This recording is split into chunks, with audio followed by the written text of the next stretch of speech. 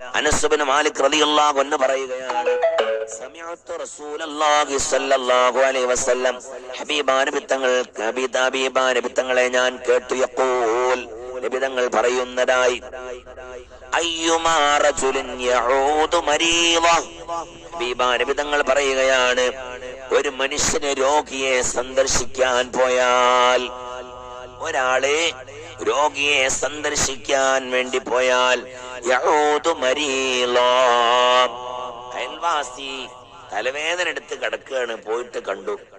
അല്ലെങ്കിൽ കാലിന് വേദനയായിട്ട് അയൽവാസി വീട്ടിൽ കിടക്കുന്നുണ്ട്, പോയിട്ട് കണ്ടു. അതല്ലെങ്കിൽ വയറുവേദന എടുത്ത് കിടക്കുകയാണ്, പോയിട്ട് കണ്ടു. അല്ല, കാല് വെച്ചുത്തിയതാണ്, പോയിട്ട് കണ്ടു. കാല് വെച്ചുത്തിയാലും ഓൻ രോഗി തന്നെയല്ലേ. യഊദു മരീള, രോഗിയെ സന്ദർശിക്കാൻ വേണ്ടി പോയാൽ, ഫഇന്നമാ യഖൂദു ഫിർ റഹ്മ. സുബ്ഹാനല്ലാഹ്.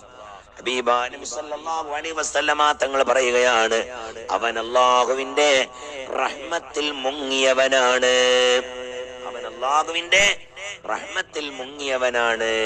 സുബ്ഹാനല്ലാഹ്. ഒരു രോഗിയെ ഒരാൾ സന്ദർശിക്കാൻ വേണ്ടി പോയാൽ അവരെ പറ്റി നബി തങ്ങൾ പറയുന്നത്, ഫഇന്നമാ യഖൂദു ഫിർ റഹ്മ, അവൻ അല്ലാഹുവിന്റെ റഹ്മത്തിൽ പൊതിഞ്ഞവനാണ്, മുങ്ങിയവനാണ്. റഹ്മത്തിൽ അങ്ങ് മുങ്ങുന്നവനാണ്. മുങ്ങുന്ന ആള് റഹ്മത്തിൽ മുങ്ങിക്കഴിഞ്ഞാൽ എന്താ അർത്ഥം, എന്താ അവസ്ഥ? കുളിക്ക അങ്ങനെ മേത്തൂടെ ഒഴിക്കുകയാണെങ്കിൽ ചിലപ്പോ ചെവിന്റെ ഉള്ളിക്കോ മറ്റെടുത്തൊന്നും കിടക്കുമല്ലോ. മുങ്ങാണെങ്കിലോ കണ്ണുക്കും മൂക്കും എല്ലായിടത്തും കയറല്ലോ. അതുപോലെ മുങ്ങുന്ന ആളാണ്, റഹ്മത്തിലേക്ക് അങ്ങ് മുങ്ങിയവനാണവൻ.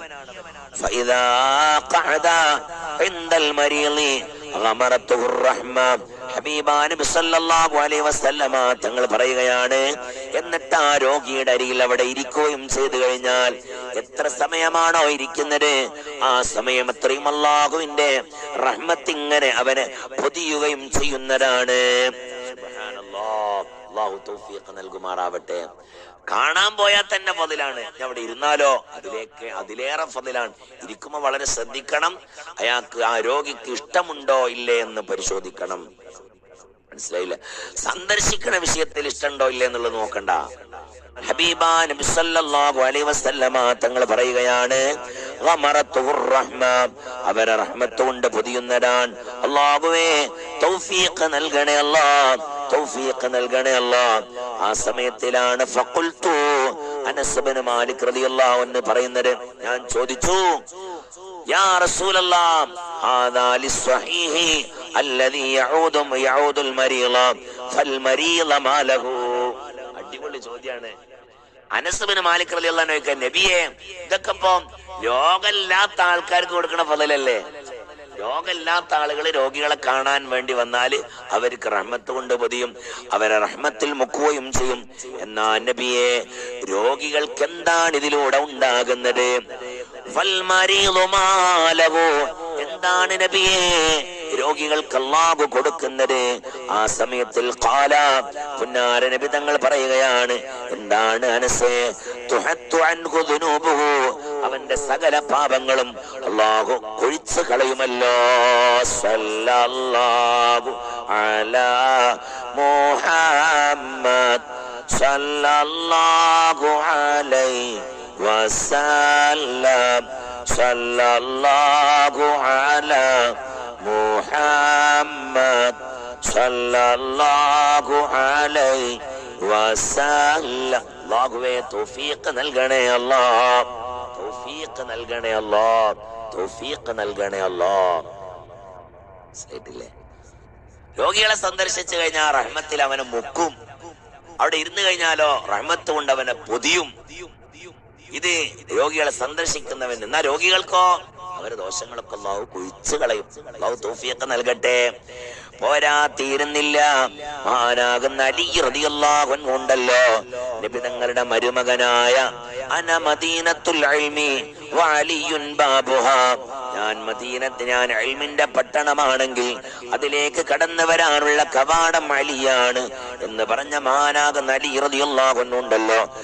അവര് പറയുകയാണ്, സമിഅതു റസൂലല്ലാഹി സ്വല്ലല്ലാഹു അലൈഹി വസല്ലം, ഹബീബാന നബി തങ്ങളെ ഞാൻ കേട്ടു, യഖൂലു പറയുന്നതായിട്ട്, മാ മിൻ മുസ്ലിമിൻ യഊദു മുസ്ലിമൻ ഉദ്വതൻ ഇല്ലാ സല്ലല്ലാ അലൈഹി 70000 മലക്.